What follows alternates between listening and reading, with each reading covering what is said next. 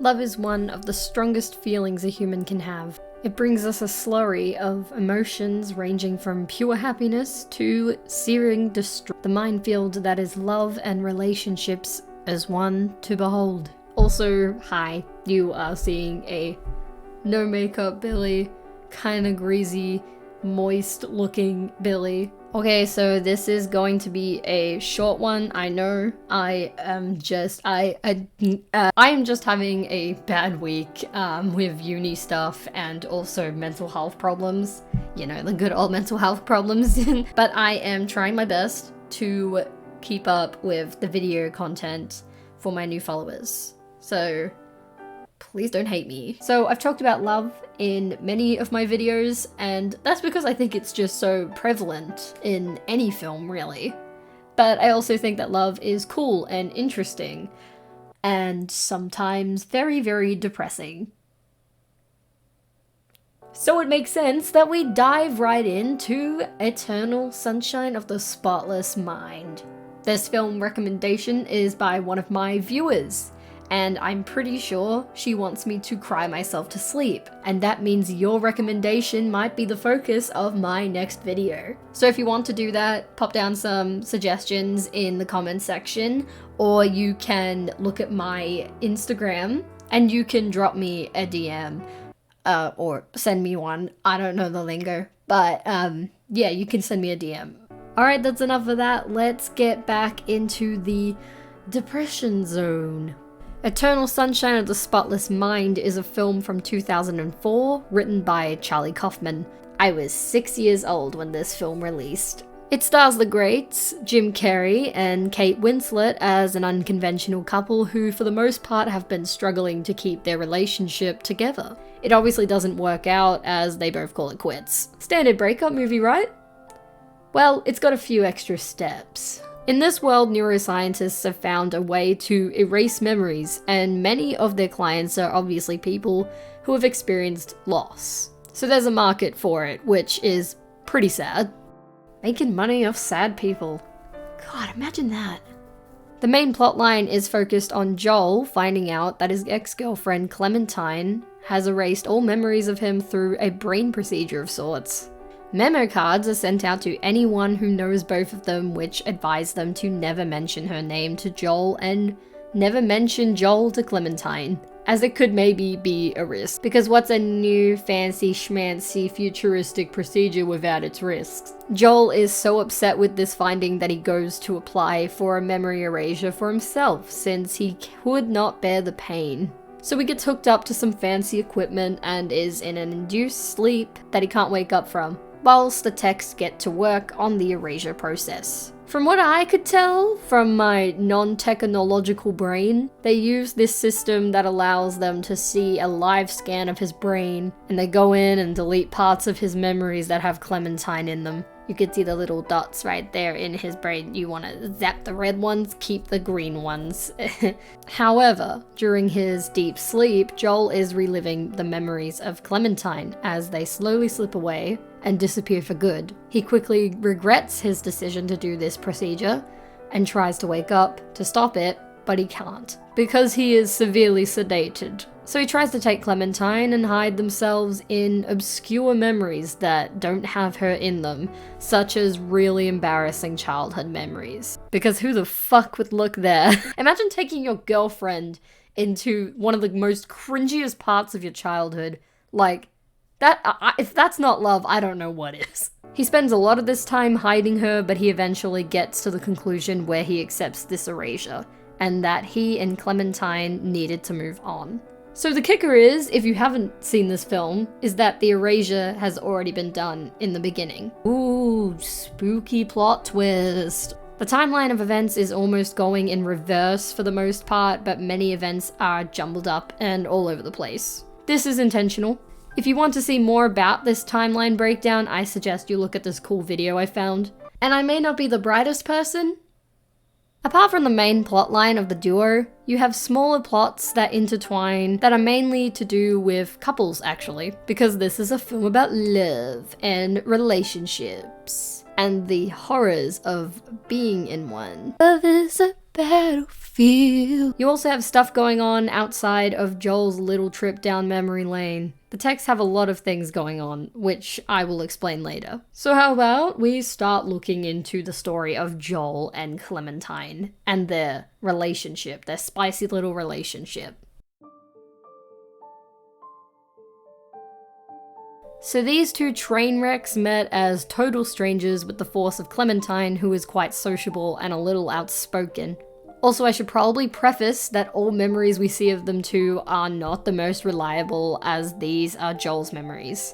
Most people have a bias of how things play out in general, especially in relationships, especially the ones where you hate each other's guts. So I'm keeping that in mind today. Anyways, they hit it off, which is kind of strange because they are polar opposites. Joel, for one, is socially awkward and quiet. Clementine brings him way out of his shell through the whole relationship, and everything goes really, really fast due to her impulsive nature.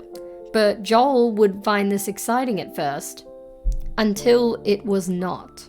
They find cracks in their relationship, big ones concerning their personalities. While they thought it was exciting to be together knowing damn well that they were very different from each other, they find that it eventually drains them both. They bicker about almost anything, they often miscommunicate, and pretty soon their relationship isn't very fun anymore. It doesn't work. They end up splitting, but they can't seem to let each other go. The longing never goes away, so Clementine decided to impulsively erase her memories instead of letting herself heal with time. Joel would go on to do the same thing. Because why wouldn't you? This shit's painful as fuck. It's absolutely painful to know someone that was so special to you and suddenly you can't even see them ever again. Throughout the film, you see the various ways they aren't deemed compatible with each other, and the many attempts they try to keep the seemingly dead horse going. We see this a lot in society. Don't you agree? And I will take this opportunity to quickly plug my video I did on society and love, which dives into societal function around relationships. We also see this strain on relationships a bunch in this film when we look at the other couples. Like, literally no one is happy with each other in this film, and it's low-key depressing. Sounds a bit like life. Aside from the main character's relationship, there are characters around them who also don't seem to hold up very well. Like, Joel's friends never seem to get along, as every little thing prompts heated arguments.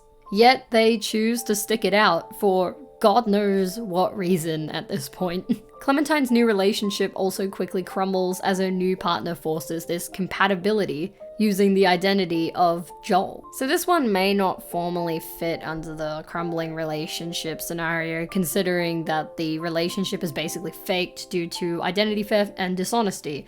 But it is definitely under forcing compatibility by faking a personality just to be with someone. But nevertheless, there seems to be this rush to be content, to get over someone. While Joel is asleep, the techs doing the procedure, Stan and Patrick, who are eventually joined by Mary, the receptionist and Stan's girlfriend, are all revealing some intimate parts of themselves. Patrick is dating Clementine, which is majorly unsettling because he's stolen Joel's identity so he can have a better chance at dating Clementine. While it works in the beginning, it starts bringing back these feelings that Clementine had long forgotten. Patrick's use of the memories are putting her at risk of remembering her love for Joel, and she doesn't even know who Joel is anymore. The person had been erased, but the feelings have stuck around. It's almost like muscle memory. Another, in my opinion, more bigger example of muscle memory lies in Mary's plotline. She's a receptionist at the clinic, and her partner Stan is a technician for the clinic, as I've mentioned before. Their relationship actually seems pretty solid for the most part, as they share some intimate scenes with each other on the job. Not very ethical, not very professional. But it isn't until their boss is called over to fix a problem with the erasure system that Mary's character gets a little more interesting. After the system is fixed, Stan leaves the pair alone to do some stuff I can't really remember. And Mary and the boss have a riveting conversation about quotes, which they both seem to enjoy. Sparks seem to be flying. Then, Mary reveals her feelings for her boss.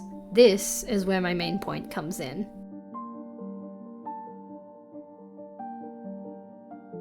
When our memory fails us, the muscle memory comes in to save us. A classic example of this phenomena shows when someone plays the piano for the first time in years, presumably at some house party that happens to have a piano in the lounge room. They have played the one particular song so much when they were younger that they don't need to remember the notes, and instead, the fingers start to play the song years later, with little to no thinking at all. So you don't need to remember how to play the piano in some cases.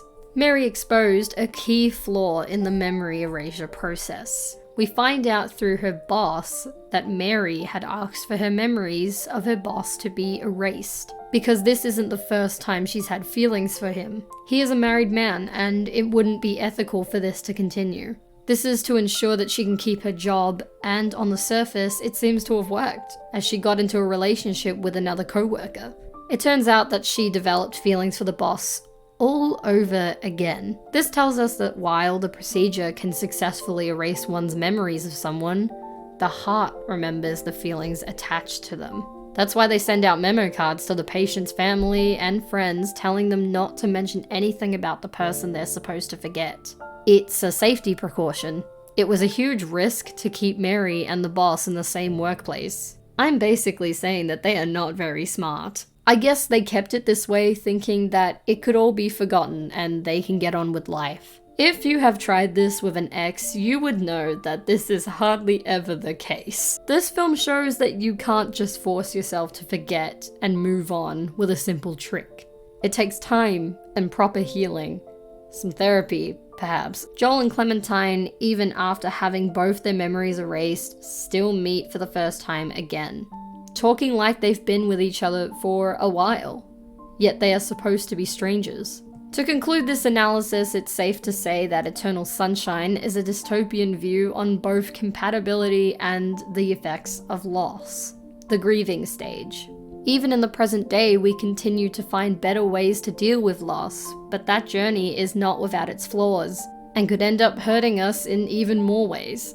With relationships especially, we are most influenced as a society to rush the process of coping with breakups, to get out there and find a new person immediately, and mainly to completely forget about the person you forged a deep connection with. This film shows us that it's darn near impossible. People are not disposable. The heart is a muscle that retains all feelings in the end.